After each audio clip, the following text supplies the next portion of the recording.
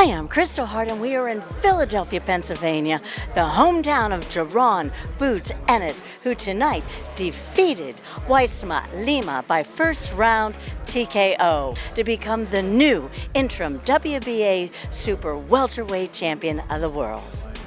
Good evening, everybody. Thank you for waiting. 1 minute 58 seconds of the first round. Jaron Boots Ennis becomes WBA interim world champion. Just the most frightening performance we anticipated, we could have hoped for. As I said in the ring, I know it's my job to promote fighters, and I've got to, always try and hype it up. But I've worked with some incredible fighters over the years, and I think this guy is the best I've ever worked with. I think he has everything you could look for in a fighter. Some fighters are defensive geniuses. Some fighters have tremendous footwork. Some fighters can punch. Some fighters are aggressive. Some fighters have great volume. He has absolutely everything. And this is going to be the most incredible journey over time. It's just getting started, 35-0. He lives the life. He's 28 years old right now. He's like 10 years younger than the pound-for-pound number one and pound-for-pound number two. And the future's incredible. So everybody here, questions for the champion and Bozy, the trainer, after another incredible performance. Right here, Eddie. Yeah. Fourth time, I believe, fighting here at this arena. Can you talk about the third time? Can you talk about the progression, having been here back now in Philadelphia and now producing this type of a performance? Me? Yeah. Oh, me. Yeah, look, I mean, I think that Boots, sometimes it's easier for a fighter to fight away from their hometown, to be honest with you. And we did that in Atlantic City. That was nice. He loves fighting in Philadelphia as well. They've been incredible to him here. There's another great crowd tonight. I think it's likely the next one will be on the road if we get what we want and if we get what we've been promised. But, that doesn't always happen in boxing.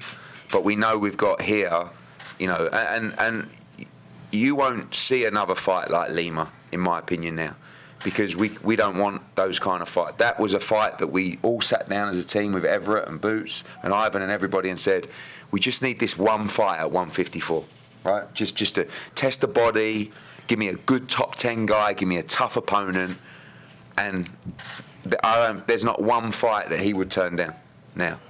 And now it's time, and if we can do it here, fantastic, but I think it's likely you'll see him on the road next. So the fight that you were talking about and a lot of people are talking about is, of course, the Virgil Ortiz fight. Would that be a fight you target for the United States? Absolutely. Look, we've had some incredible offers from Saudi Arabia, and that's definitely something we'll look at in the future. But I know Boots wants to bring big fights to America as well, and that's really important to him. Look, I've said it 10 times, 100 times. We sat in a room with Oscar De La Hoya and Eric Gomez, DAZN, the top executives, and we negotiated a deal to fight Virgil Ortiz. We all agreed, let's do it. We said they're both going to fight, then January, February, March, wherever it's going to be. We even said, they said, let's do it in Dallas. I said, let's do it in Philly. And we all agreed, let's do it in Las Vegas. We went away on those terms that we agreed. We presented them to Jaron Boots Ennis. He signed the contract. We've never heard back from them. This week, Eric Gomez called me and he said, look, let's get Lubin out of the way, and then we will do our bit to try and make the fight. So we give them the benefit of the doubt. I know Oscar wants to make great fights, but we are desperate for that fight because we're desperate to give American boxing super fights of two pound-for-pound guys in their prime.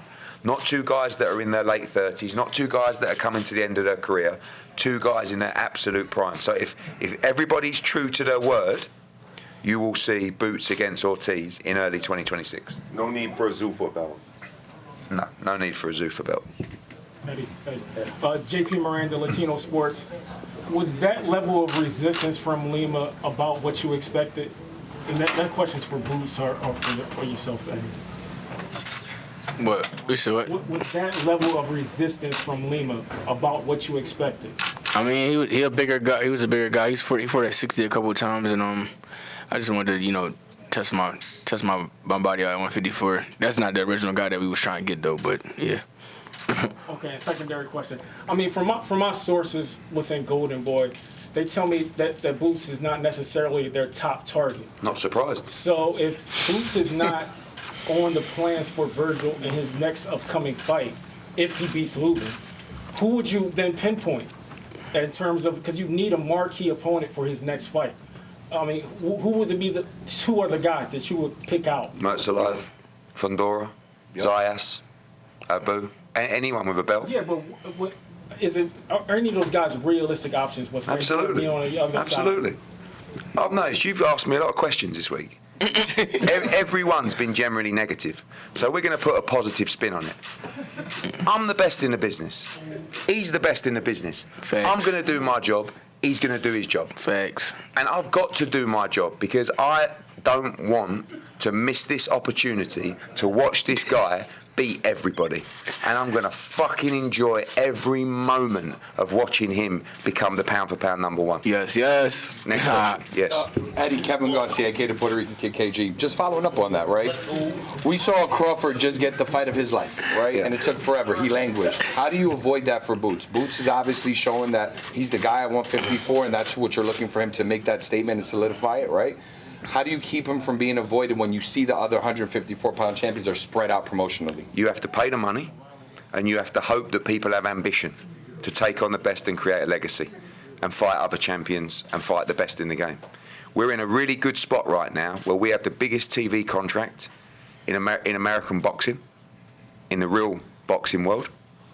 And for us, we need to work with other promoters to make sure that we can make those fights. But I have to admit, we need the fighters to have the ambition to try and be the best. And I just hope they're full of that ambition. I hope they want to chase legacy, but we do have to pay them a lot of money. And we realised that with Stanionis, because we were under pressure to deliver the Stanionis fight. And he was the best welterweight in the world outside of Boots. We paid up, we got the fight, he destroyed him. We've got to do the same at 154. And just one follow-up question for you. I asked Boots this question a few weeks ago. You know, when we talk about Zayas has made mention of if he's going to defend, he wants to defend in Puerto Rico. You've been in Puerto Rico before. Would you entertain that? Would you take Boots to Puerto Rico? Yeah, but I think he means more of a homecoming fight. Sure.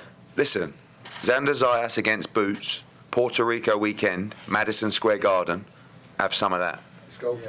All of Philly will come up to MSG for that fight. Zayas is a great young fighter.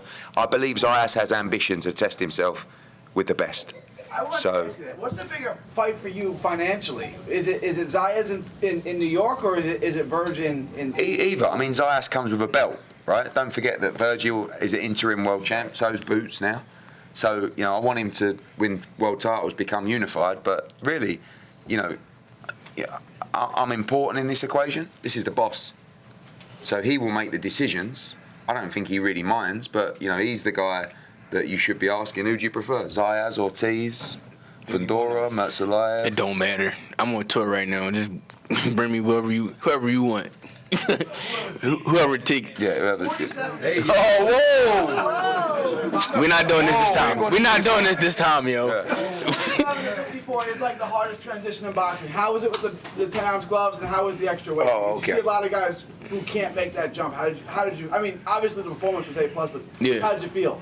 I feel way better at 154 for sure, and them extra 7 pounds did justice. I feel great. I was feeling great all fight week, and like I said, I was on. Even like when it was my last training for my last workout. Basically, I felt great. I usually don't want to do nothing around that time, but I felt great. I was energized. I was moving around, all that stuff. So I like 150. I love 154. Did you feel the difference in the ring too, Boots? For sure.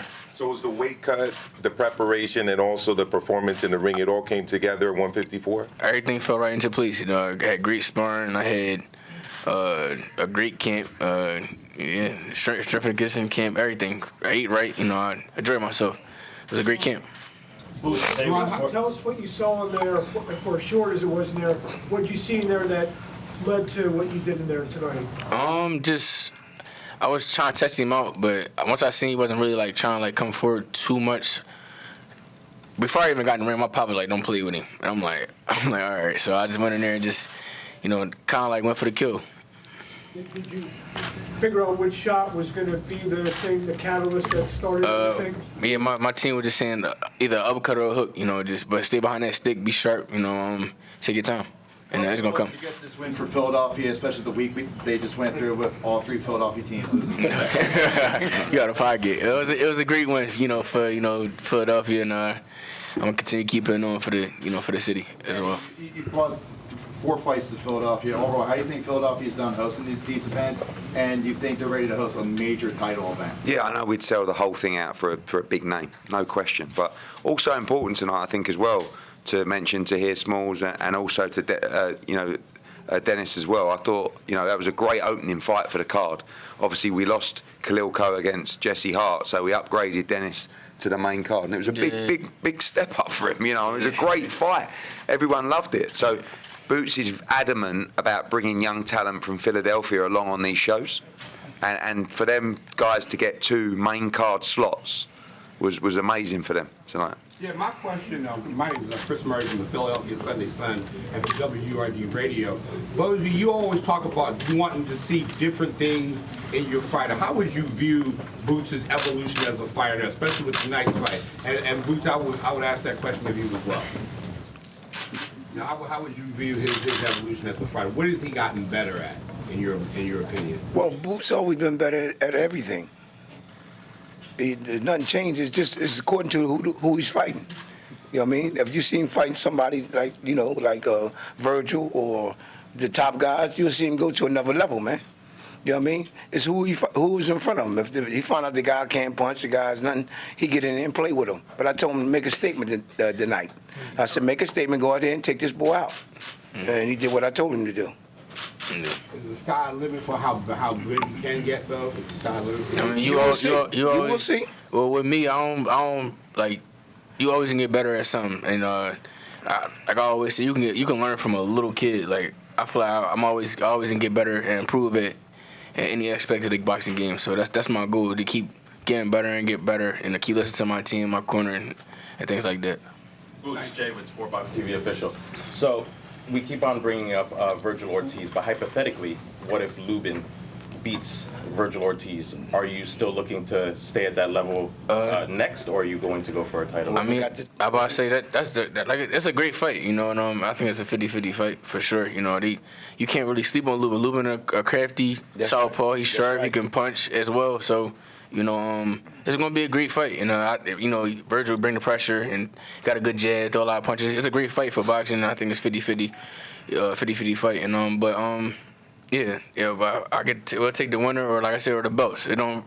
I'm trying to be undisputed. Collect these belts and shut y'all up, because y'all talk too much. Yeah, they run their mouth a lot. They do run their mouth a lot. You know what I mean? For sure. You mentioned a couple times now about being on tour. Yeah. Eddie, you organized a Loma fight. Yeah, you the main one. In the UK. You organized the Triple G fight in the UK. Surely that great fan base in the UK would welcome a Boots fight. Oh, yeah. Would a Boots Murtazaliev fight do business, in your opinion, in England? Yeah, I mean, what are your thoughts? he's 2 non-Brits, but Brits are massive fight fans. Like, that's why I want Boots to come. Obviously, Bozy trains Jack Cattrall now. He's fighting co-main event on Ben Eubank. It's going to be 70,000 people there. We're going to have breakfast tomorrow morning. We want to make sure Boots is going to travel around and put his face out there, because I'm saying he's going to be a global superstar. He's got to get on a plane. And when he comes to London, he won't believe it, because he'll get mobbed. Like, I bought... We're not doing it this time, yo. I got chill. We're not doing it this time. Nothing wrong with B-Mob. Yeah, yo, I don't even know that in England. That's not even a Diddy thing. He said, he said mob, yo, not mob. Mob. No, Mob. I ain't say mob. He said mob, yo. Okay. Not mob, bro. Stop it. They draw. Stop it with your potty mind. So, Eddie, returning to that real quick. Yes. Boots in England. England welcomes fighters, especially stars from the United States. One day we will fight all over the world. But right now, we're really focused on the belts, the big fights, and that will be in the United States next. But I want him to come to the UK, because he will be shocked with the reception he gets in the UK. He will get completely mobbed. There's a lot of people watching that fight tonight, particularly in the UK, and tomorrow morning when they wake up, you know, and they listen, and me chatting my mouth out all the time, that, you know, they listen and they know. Simon Jordan, maybe? Simon Jordan. Don't worry about Simon Jordan. Oh, yeah. Any other questions, guys? No. Right here. Yeah. That's what I tell them. Boots. Vince the writer here. You mentioned a lot of the contenders or the champions who are currently in their prime. Will you consider taking an older person such as a Keith Thurman if that matchup came to the table? We offered Keith Thurman for this fight. We spoke to BBC. We asked to fight Keith Thurman this fight, but they ain't gonna fight Boots. No. Yeah. No. When will the talks with Dana White begin? Dana White about what? What, UFC? What? Since Dana White's now getting into boxing. Yeah, but we're not interested. I mean, we're real boxing. And I'm serious. No. You know, we don't want to change the ring. We don't want to change the Muhammad Ali. You know, this is how we work with an open book with Boots and Everett and the team. I don't want to hide the revenue from the show. These guys get to see it. Right. And Boots is making a lot of money. And he deserves a lot of money because he's a star. But guess what? All right, you are making a lot of money. Especially for 1 minute 48 seconds. Yo. I thought I'd get some kind of discount or something. Yeah. We'll talk tomorrow. Exactly. He's. I think, actually, I would go as far to say this. Per second, I think Boots is the highest paid fighter in the sport. Do you know what I mean? Yo. What? What, your purse for 1 minute 48? Yeah. You know what I mean? Some guys are doing 36 minutes and getting the same money. Expand on that, though, please, Eddie, because I don't think a lot of people will. I mean, people here will, but in the general public, understand that point you were making about the open book, about the percentage splits, This is about what I'm the saying. difference between this and the UFC model. In boxing, the majority of the revenue from the show goes to the fighter.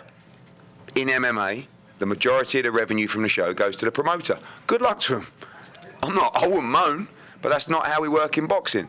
And I'm not interested in a fake belt. I'm not interested in changing the Muhammad Ali Act. I'm not interested in changing the shape of the ring or the rules. What I'm interested in is the greatness of the sport of boxing.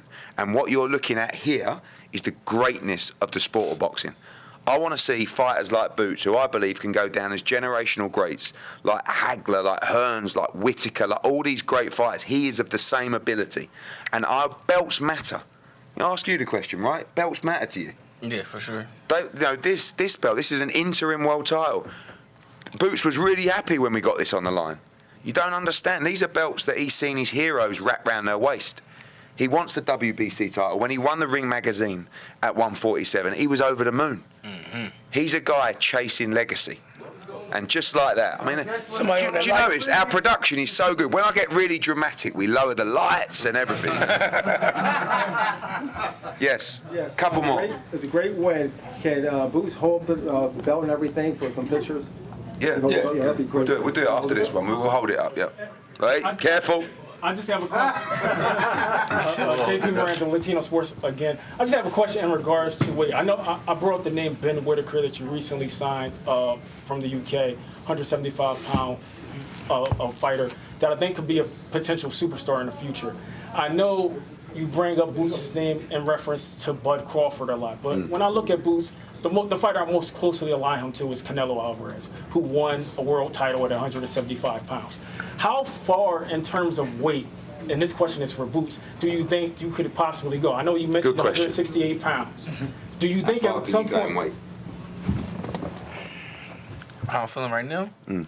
Probably cruiserweight. It's like no, probably 60, 68, 68 for sure. So you think 172 is something, you know, 172? Yeah, at some point maybe I don't know, for a catchweight fight. I'm talking about years down the line for a mega fight. Let's say Ben Whittaker is a superstar at that point, and you have a big fight. That's like right now. Years down the line. I think this is prime 54. 60 is going to be no problem. 68 starts to pick up. But you know, true greats like him only get beat or get competitive when they go too far in weight. Do you know what I mean? So we don't really need to do that.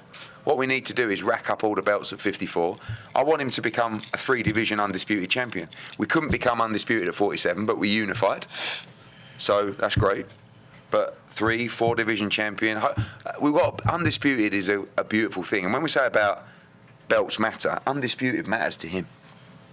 That's important. Eddie, like these guys are talking about possibly bringing Boots to England. Should Conor Ben be successful in the rematch? Would he be a possible candidate sometime? Yeah, I mean, I think he'll go to 47.